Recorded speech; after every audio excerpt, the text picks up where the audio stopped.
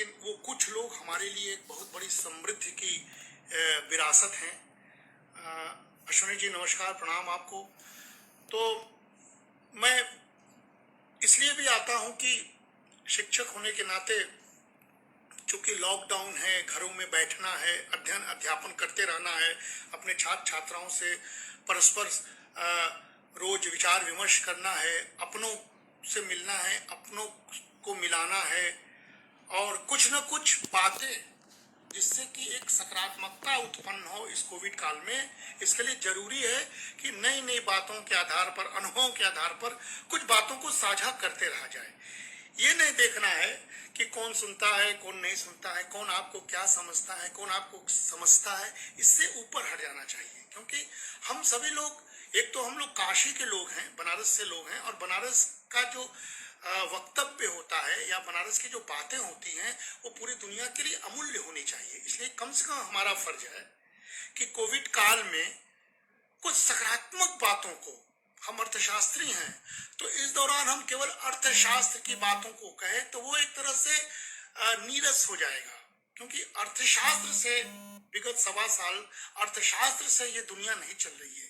ये दुनिया अगर चल रही है तो नीति शास्त्र से चल रही है, मूल्यों से चल रही है, सामाजिक ताना बाना से चल रही है, पारिवारिक परिवेश से चल रहा है, और कहीं न कहीं से आत्मबल और आत्मशक्ति से चल रहा है। और अर्थशास्त्र की सिर्फ बात करने से ऐसा लगेगा मानो अर्थशास्त्र जो है इस कोरोना काल में सबसे बड़ा उपयुक्त चीज है। ऐसा नहीं है।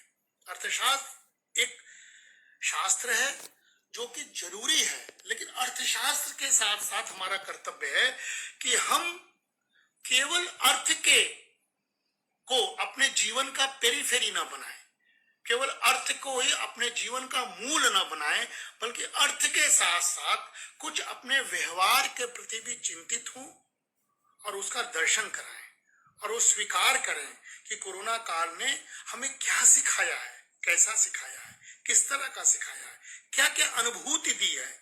ये हम लोग रोज निरंतर अपने मन से पूछें, अपने आप से पूछें। हम अपनी आत्मा से झूठ नहीं बोल सकते, हम परमात्मा से झूठ नहीं बोल सकते। इसलिए आत्मा और परमात्मा, ये दोनों के बीच में मनुष्य का चिंतन होना चाहिए। दोस्तों, ये कोरोना काल में हम रोज कुछ न कुछ नई नई बातों को लेकर आपके सामने आते हैं, और वो नई नई होती है। वो हमारे ऋषि मुनियों द्वारा परंपरागत तरीके से जो मैंने सुना, जो मैंने पढ़ा, जो मैंने अनुभूति किया, वो आपके सामने सिर्फ और सिर्फ मैं परोसता हूँ। बिल्कुल उसी तरह जिसे घर की माताएं, बहनें, भाभियां, घर की गृहिणियां जैसे रसोई में उस प्रकृति द्वारा प्रदत्त चावल, दाल या अन्न को पाक शास्त्र विधा से बनाकर हमें परोसती हैं, और हम वही अन्न खाकर हमारा जीवन भी चलता है और हमारा सोच और मनन भी चलता है। हम बिल्कुल उसी प्रकार का काम करते हैं। सिद्धार्थ कैसे हो? होपफुली स्वस्थ हो गए, क्योंकि हमको इस समय सबसे अधिक स्वास्थ्य की सबकी चिंता है। देवकी नंदन जी कैसे हैं आप? उम्मीद है स्वस्थ होंगे। विशाल पाठक जी, उम्मीद है आप भी स्वस्थ होंगे। तो हम आज का विषय शुरू करते हैं। जैसा कि आप जानते हैं कि हम कुछ न कुछ रोज नई नई बातों को लेके आते हैं। वो नई बातें जो हमारे पारंपरिक तरीके से हमारे पास मौजूद है, और उसको मैं अपने शब्दों में बखान करने की कोशिश करता हूँ फेसबुक माध्यम से। तो चूंकि आज मेरे पीछे आप देख रहे हैं हमारे बड़े भाई अनिल कुमार मिश्र झुन्ना का फोटो है, जो दिवंगत हैं, और जो अल्पायु में ही 37 वर्ष की अवस्था में ही हम सबका साथ छोड़ दिए थे। लेकिन वो काशी के जो काशी उनके हृदय में बसता था, और काशी में वो जीते थे, काशीपन में जीते थे, जिसको बाद में हम लोग बनारसीपन कहते थे। क्यों?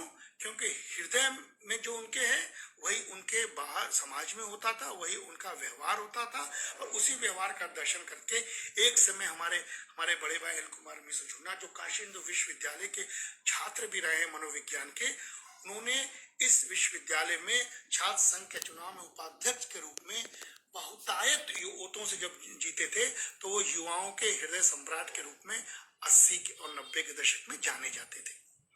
मेरे छोटे भाई थे, मेरे बड़े भाई थे, मैं उनका छोटा भाई हूँ। और लेकिन उनका जो चमक था, उनकी जो आभा थी, उसके आसपास भी हम लोग कहीं नहीं है। इसलिए हम उनको प्रणाम करते हुए आज आपको, जो मैंने दोस्तों एक पिछले साल आपको याद होगा हमने काशी पर एक पुस्तक लिखी थी जिसका शीर्षक था अप्रतिम अलौकिक और शाश्वत काशी। यह पिछले कोरोना काल की उपज थी जिसमें हमने कई काशी के चीजों को, पुरातन चीजों को, पुरातन से नवीन स्तर को मिलाते हुए चीजों का संकलन करके अपने कुछ लेखों को लिखकर इसको प्रकाशित किया था। और ये काशी अप्रतिम अलौकिक और शाश्वत जो काशी है, इसमें एक जो चैप्टर है आज हम उसके बारे में आपके सामने चर्चा करेंगे, जिसमें कि सारे चीज का समावेश हो जाएगा। और वो चैप्टर का नाम है काशी पुरुषार्थ चातुष्ट का सिद्ध स्थल। ये इस पुस्तक में मेरा अपना एक आर्टिकल है जिसमें हमने शोध करके एक लिखने का प्रयास किया है, काशी पुरुषार्थ चातुष्ट का सिद्ध स्थल। यानी हम लोग काशी में तो रहते हैं, लेकिन काशी को आज भी लोग उसी धर्म स्वरूप, धर्म की नगरी या अध्यात्म के चरमोत्कर्ष की नगरी के रूप में मानते हैं, जहां का केवल काम धर्म कर्म पूजा पाठ तक ही सीमित होता। ऐसा आज भी बहुत से लोगों के मन में बसा रहता है, जो कि काशी में आके गंगा स्नान करके मोक्ष की कामना के साथ यहां से जाते हैं। लेकिन दोस्तों, काशी दुनिया की सबसे प्राचीनतम जीवित नगर है, oldest living city of the world. और जब प्राचीनतम जीवित शहर की बात होती है तो इसका मतलब क्या है? बाकी दुनिया के नगर मृत हो चुके हैं।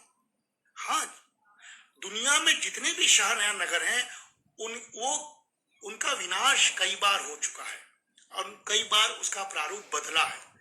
लेकिन काशी के बारे में जो माना जाता है, काशी जैसे थी वैसे ही है, और हम सबकी कामना है कि उसी प्रकार रहे।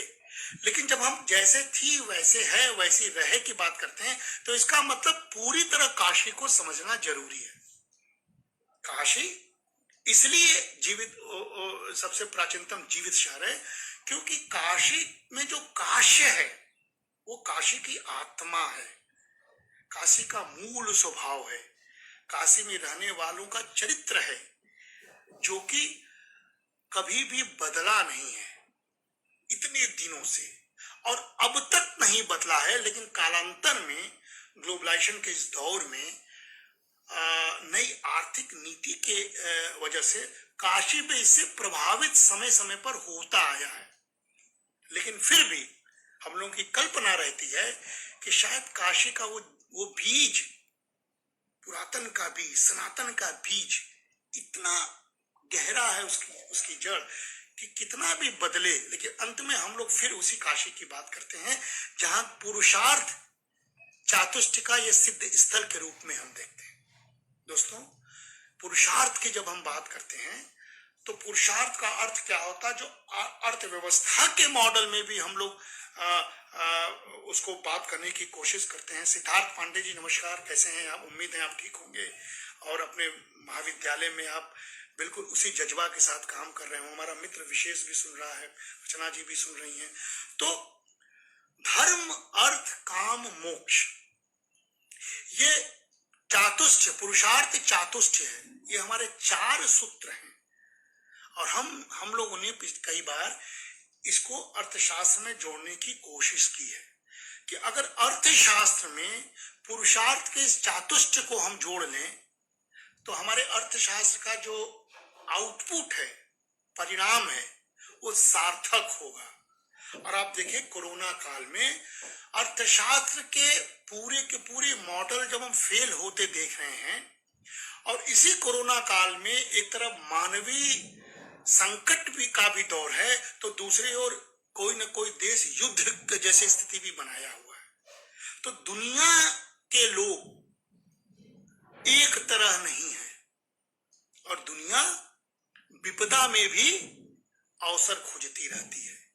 लेकिन हम भारत वाले लोग, खास करके काशी में बैठे हुए लोग, विपदा में अवसर नहीं खोजते हैं, बल्कि विपदा में अपने आत्मा को पुनरुत्थान करने का अवसर खोजते हैं। हम आर्थिक अवसर नहीं खोजते हैं, हम लोभ का अवसर नहीं खोजते हैं, हम लाभ का अवसर नहीं खोजते हैं। हम कैसे लोग मिले, कैसे लोगों का मनोस्थिति ठीक रहे, कैसे लोग प्रेम और सद्भाव सबका बना रहे हैं, हम ये भारत में सोचते हैं और काशी इसकी प्राण है।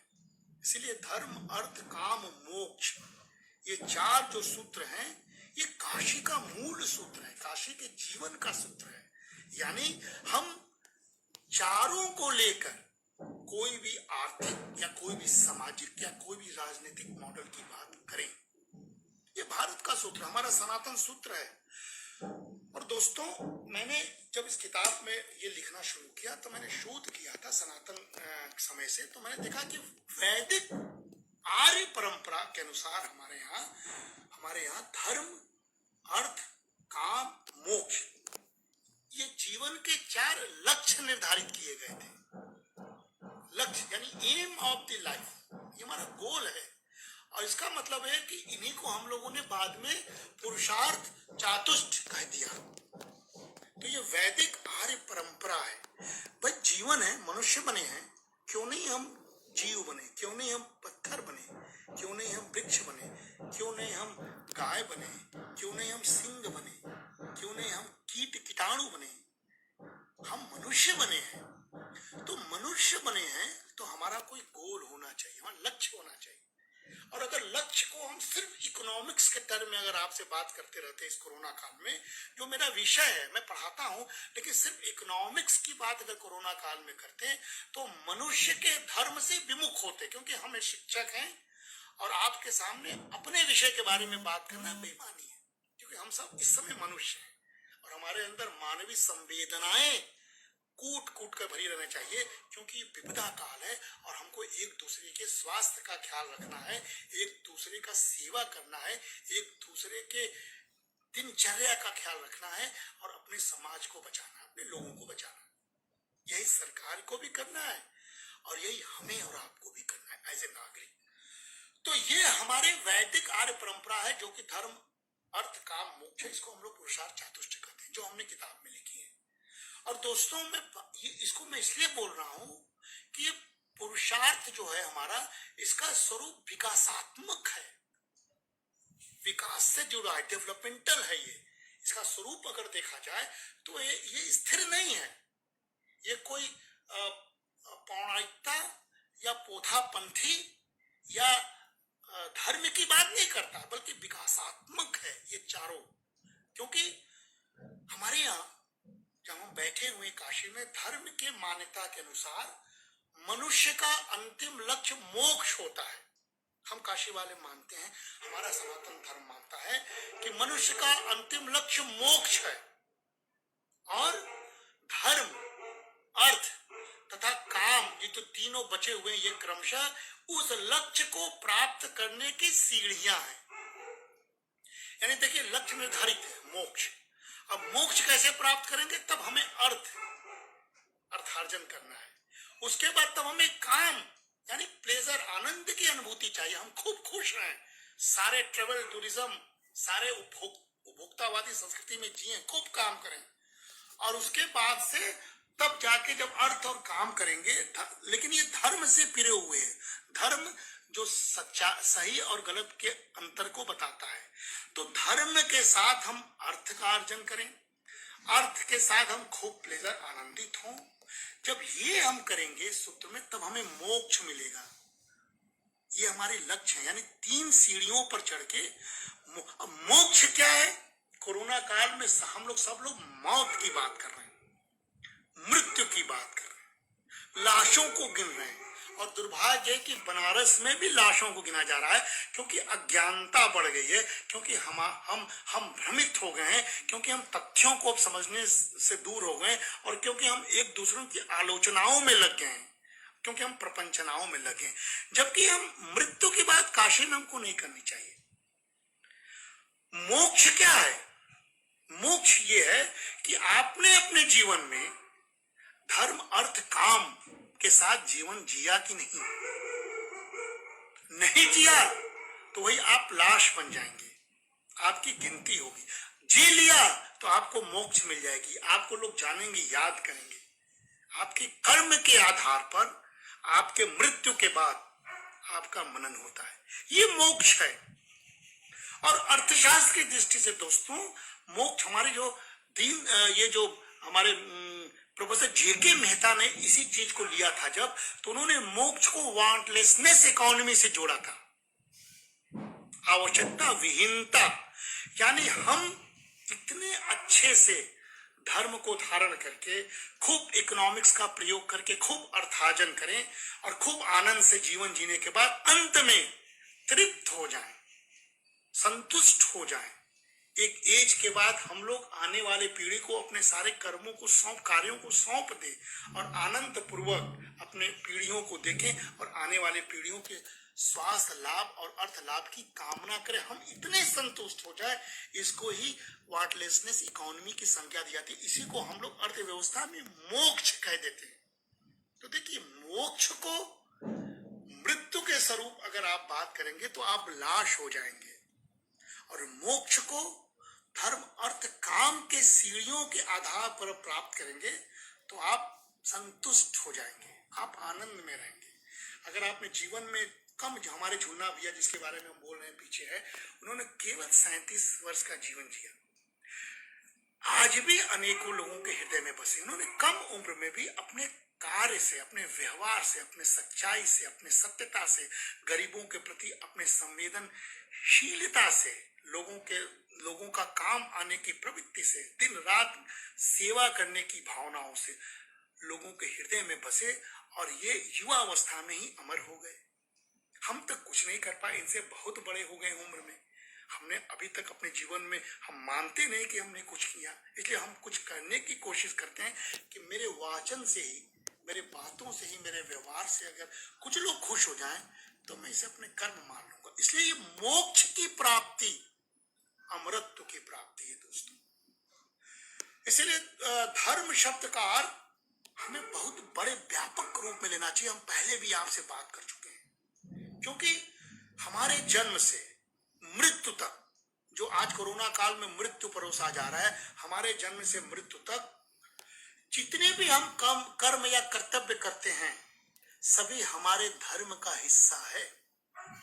ये बात को मान लीजिए। इसी प्रकार जितने भी प्राकृतिक क्रियाएं हैं जो प्रकृति ने हमें प्रकृति हमें वायु देती है, हम प्राण वायु देती है, हम सांस लेते हैं। प्रकृति हमें वर्षा देती है जिससे कृषि संपन्न होता है। प्रकृति हमारे इर्द गिर्द अकूत संपदा देती है, खनिज संसाधन देती है, हरियाली देती है, मिट्टी देती है, उर्वरता देती है। प्रकृति बैलेंस करती है। प्राकृतिक, ये सब प्रकृति का धर्म है। तो हम प्रकृति के धर्म से अपने धर्म को विमुख करते हुए प्रकृति को कुछ न समझें तो देखिए, आज ऑक्सीजन की किल्लत ने जीवन के वैल्यू को बढ़ा दिया, क्योंकि हमने प्रकृति से छेड़छाड़ की होगी, हमने प्रकृति को छेड़ा होगा, हमने मनुष्य के स्वाभाविक प्रक्रिया को छेड़ा होगा, अपने गतिविधियों में परिवर्तित किया हो गया, जिसकी वजह से इस तरह के अप्राकृतिक वायरस जो एन केन प्रकारेण विष से व्याप्त होकर मनुष्य के शरीर में प्रवेश कर रहा है और मनुष्य को व्यथित कर रहा है, पीड़ित कर रहा है, दुर्बल बना रहा है, मृत्यु के काल में मनुष्य को ढकेल रहा है। इसलिए प्राकृतिक क्रियाएं भी धर्म के अंग हैं, इस चीज को आप समझ लीजिए। और धर्म की गूढ़ता के मद्देनजर हम व्यवहारिक दृष्टि से अगर अधर्म को परिभाषित करते हैं और अगर इसको मानते हैं तो किसी भी शारीरिक, इस समय हमें शारीरिक पीड़ा हो रही है, किसी भी शारीरिक, कौटुंबिक, सामाजिक, नैतिक तथा वैधानिक नियम की अगर हम अवहेलना करते हैं तो वो अधर्म है। अब आप समझ लीजिए, हम धर्म और अधर्म के बीच आपको बहुत सिंपल तरीके से भेद बता रहे हैं। धर्म जो व्यवहारिक रूप से प्राकृतिक स्वरूप से आदमी जीता है और प्रकृति के मूल नियम को मानता है, वो धर्म है। अधर्म क्या है?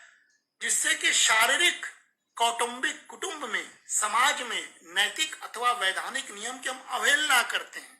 अब देखिए, इसी अवहेलना से हमने अपने शरीर की अवहेलना की, हम ठीक से खाए पिए नहीं, हमने खान पान की चिंता नहीं की, हमने सोने जागने के समय को निर्धारित नहीं किया, हमने अपने श्रम को सही ढंग से नहीं होने दिया, हम योग आदि को भूल गए थे, हम श्रम को भूल गए थे, हम मशीन पर आधारित हो गए थे, हमने अपने शारीरिक गतिविधियों पर ध्यान नहीं दिया, अवहेलना की। फिर हमने कौटुंबिक परिवार की अवहेलना की, माता पिता गुरु बड़ों की बात नहीं मानी। कोरोना काल में भी हम बाहर निकल गए, उत्सव मनाने लगे, हम पीड़ित हो गए। तो हम कौटुंबिक अवहेलना किए। सामाजिक, हम समाज के सोसाइटी में कैसे रहा जाता है, बिना भेद के रहा जाता है, सबको एक समझा जाता है, हम सामाजिक अवहेलना कर दिए। और नैतिक, नैतिक मतलब किसका भला होना चाहिए, किसका भला नहीं होना चाहिए, किसके प्रति दया करुणा होना चाहिए, किसको किसका कल्याण होना चाहिए, कहाँ हम सबका सहयोग कर सके, जो नैतिक है उसकी भी हम अवहेलना करते चले गए। हम झूठ बोलने लगे, हम अहंकारी हो गए, हम मद में हो गए, हम लोभ में हो गए, हम लाभ की कामना में चलने लगे। कोरोना काल में देख लीजिए, आज भी मनुष्य नैतिक पतन हो गया, ये दिख रहा है। तो नैतिक अवहेलना किए। और वैधानिक नियम, जो लीगल नियम है, हम सरकार की बातों को नहीं माने, सरकार द्वारा किए गए किसी भी विधि विधान को हम अनसुना कर दिए, सरकार के खिलाफ खड़े हुए, सरकार की आलोचनाओं के चक्कर में हम यहाँ के विधि विधान भूल गए, सोशल डिस्टेंसिंग भूल गए, मास्क लगाना भूल गए, कई प्रकार के वैधानिक नियम की अवहेलना कर दिए। इससे क्या हुआ? ये अधर्म है। और इसीलिए धर्म और अधर्म का भेद काशी से बैठकर हमको समझना चाहिए। अगर हम अधर्म करेंगे, अवहेलना करेंगे नियमों की, कुटुंब की, नीति की, सामाजिक शास्त्रों की, तो हमें पीड़ा होगी। कोरोना काल में ये पीड़ा हो रही है, इसको महसूस कीजिए, इसमें अहम मत कीजिए, इसको स्वीकार कीजिए। और धर्म के रास्ते पर चलने का मतलब, कोई पौड़, जो कहते हैं ना कि कोई पोथा पंथी या धर्म के रिलीजन पॉइंट ऑफ व्यू से मैं नहीं बात कर रहा हूं। धर्म का मतलब आप अपनी प्रकृति के अनुसार प्राकृतिक स्वरूप बनकर चलिए, इसको धर्म के रूप में समझिए। इसलिए दोस्तों, इस संदर्भ में संसार के सभी जितने भी हैं पूरी दुनिया में, पूरी दुनिया कोरोना से पीड़ित है, पूरी दुनिया के सभी आस्तिक धर्मों को मानने वाले, देखिए आज नैतिक जीवन के साथ साथ ईश्वर की आराधना को भी व्यापक महत्व देते हैं। पूरी दुनिया में कोई धर्म हो, इस कोरोना काल में सभी ने ट्रस्ट किया भगवान पर और सब आस्था रखते हैं, इस बात को यकीन मानिए। इसलिए धर्म को लेके मत टकराहट लीजिए। इजराइल और फलस्तीन में धर्म को लेके टकराहट अगर हो रही है, उससे दुनिया के मानवता का नाश होना तय है। इसलिए उम्मीद ये करना चाहिए कि पूरा विश्व इस चीज को समझे जो मैं आज बोल रहा हूं।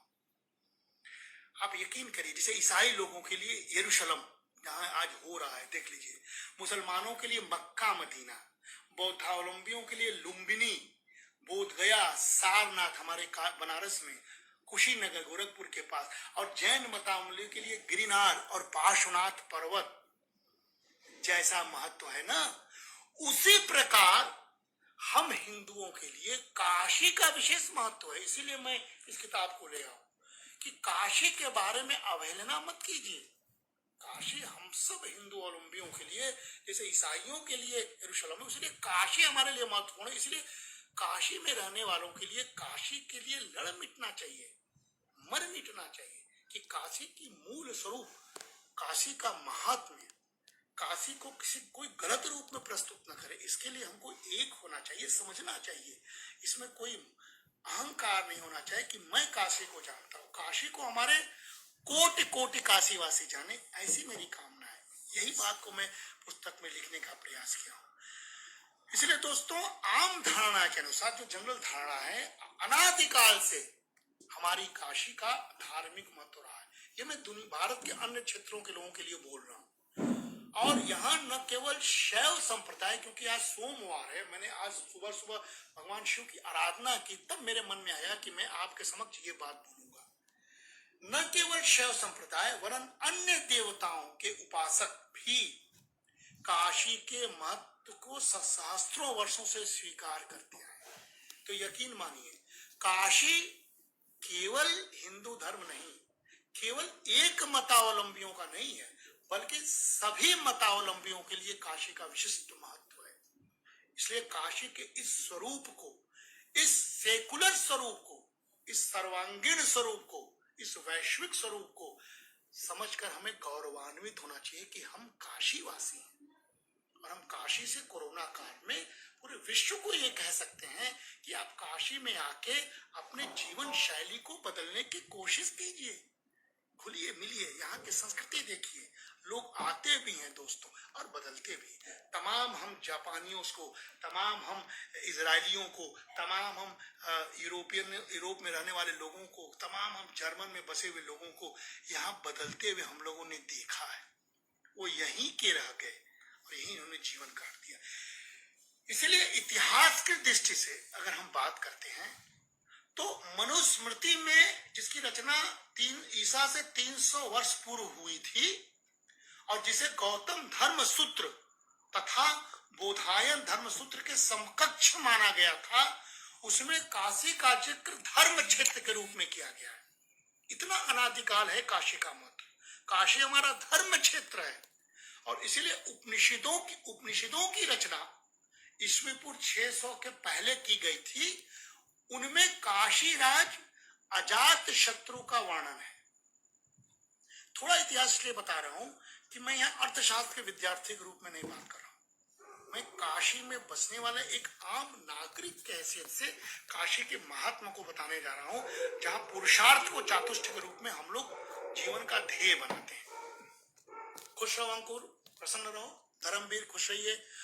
तो शतपथ ब्राह्मण जिसकी रचना 800 ईस्वी पूर्व समझी जाती थी, उसमें काशीराज धृतराष्ट्र के अश्वमेध यज्ञ का वर्णन है। यानी हम पुरुषार्थ पर जब आएंगे तो ये बताएंगे कि यहाँ अश्वमेध यज्ञ होने का परंपरा है। इसलिए हमारे यहाँ काशी में दशाश्वमेध घाट बहुत प्रसिद्ध घाट है, बहुत पुण्य घाट है।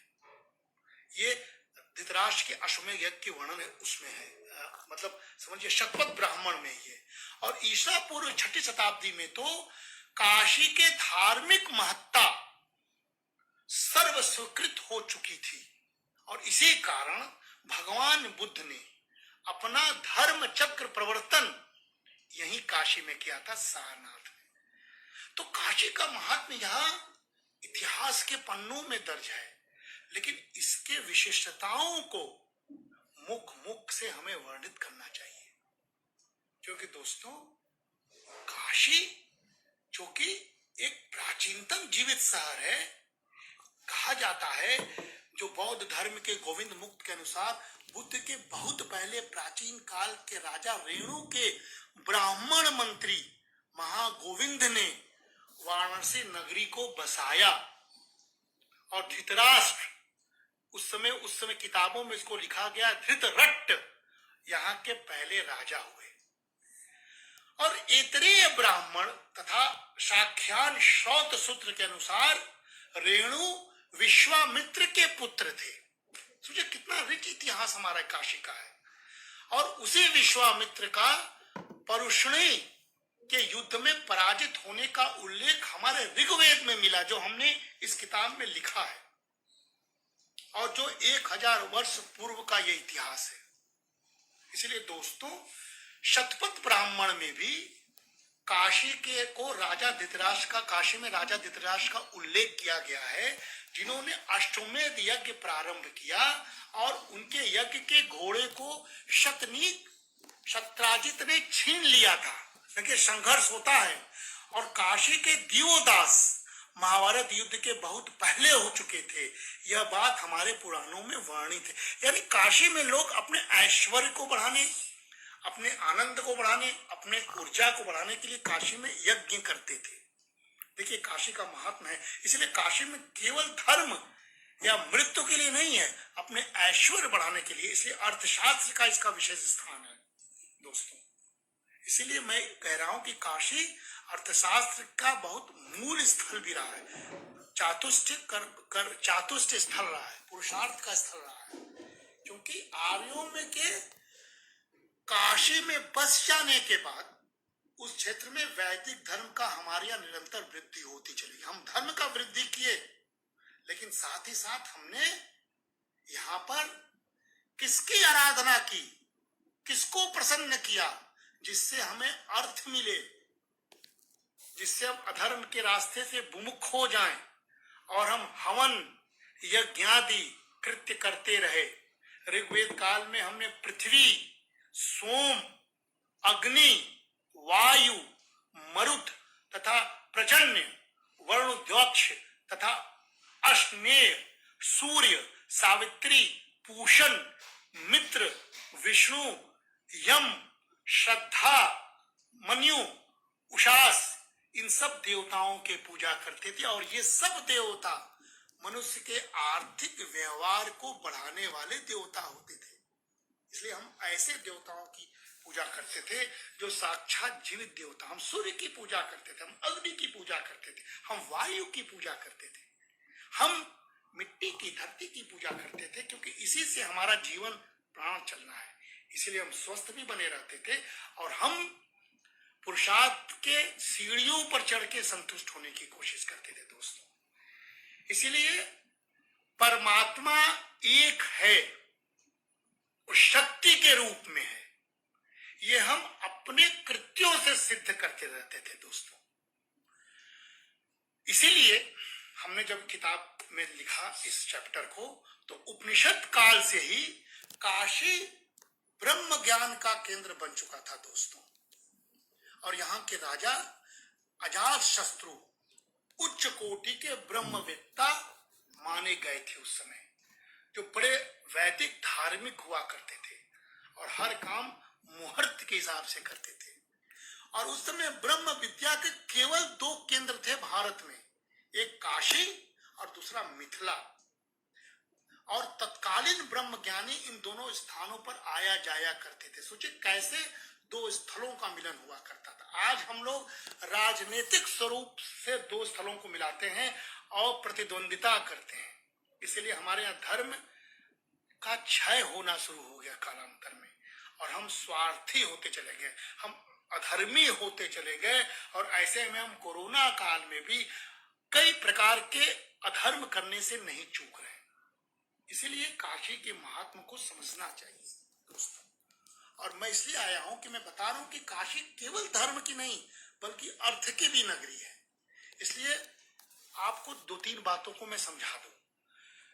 मत्स्य पुराण के एक श्लोक में, जिसमें भगवान शंकर, जिसका आज दिन है सोमवार, अपने सभी कर्म इसको अपर्ण कर देने वाले भक्तों को काशी में मोक्ष के लिए आने का निमंत्रण देते हैं। और मत्स्य पुराण में कहा गया, मनन्मा मम भक्तश्च मयि सर्वाप्रत क्रिया यथा मोक्षमिहाप्नोति अन्यत्र न तथा क्वचित। यानी शंकर ने कहा कि काशी हमारे यहाँ आके, हमारे पास आके आप आनंद से रह सकते हैं, आप संतुष्ट हो सकते हैं और आराम से हमारे शरण में आ सकते हैं। और इसीलिए कहा गया, काश्याम मरणान मुक्ति, माने काशी में मरने से मुक्ति मिलती है। मुक्ति मतलब हम यहाँ पर आकर यहाँ पर कोई पाप कर्म नहीं करेंगे, यहाँ पर असंतुष्ट नहीं होंगे, यहाँ विधर्मी नहीं बनेंगे, बल्कि यहाँ कम में भी जी लेंगे, जिसे कोरोना काल में काशी वासियों ने दिखाया। ये भारत का मूल दर्शन काशी में दिखता है। इसीलिए हम लोग कहते हैं कि काशी में काशीपन को छोड़ना खतरनाक हो जाएगा। काशी इतना बड़ा नगर है, इस प्रकार का नगर है। और दोस्तों, जो मूल मेरा काम है, इस किताब में मैंने लिखा है कि काशी में काम की भी अभिलाषा है। और काम शब्द जो है पुरुषार्थ का शब्द है। काम का मतलब सेक्स नहीं है, काम का मतलब आनंद है, प्लेजर है। आप धर्म के आधार पर इतना अर्थार्जन कीजिए कि आपको किसी चीज का जीवन में कमी न हो। स्वयं भी आप खा लीजिए, परिवार को भी पाल पोस लीजिए, अपने बृहद परिवार को भी पालिए, मित्रों को भी पालिए और समाज को भी कुछ न कुछ दीजिए। ये हमारे काम का परिभाषा है, जो अर्थशास्त्र में हमने प्रवेश कराने की कोशिश की है। क्योंकि यह केवल धर्म और अध्यात्म की नगरी नहीं है, बल्कि हमने कहा ना कि पुरुषार्थ चातुष्ट की नगरी है। जहां काम भी इसका अंग है। इसलिए अर्थशास्त्र से मैं जोड़ रहा हूं। और यहाँ जो इच्छावान, जो हम चाहने वाले पुरुष हैं, जो अर्थ की कामना करते हैं, उसके लिए कामेश्वर की पूजा, उससे समृद्धि की बात की गई है। सोचिए, काशी में हम कामेश्वर महादेव की भी पूजा करते हैं।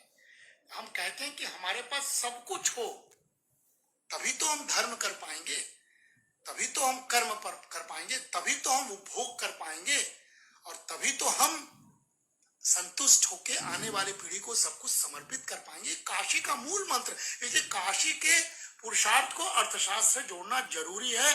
और अर्थशास्त्र का मूल यही है कि आप शनै शनै संतुष्ट होते जाइए, सब कुछ लेकर एकत्रित मत कीजिए, कंसंट्रेशन ऑफ वेल्थ मत कीजिए। इससे असमानता बढ़ेगी, विषमताएं बढ़ेगी, जिससे विश्व में आतंकवाद बढ़ता है और देश में नक्सलवाद बढ़ता है। एक मिनट दोस्तों, थोड़ा गर्मी लग रही है, पंखा चला लें। एक मिनट आ रहा। इसीलिए जब मैं कह रहा था तो उसमें कहा गया है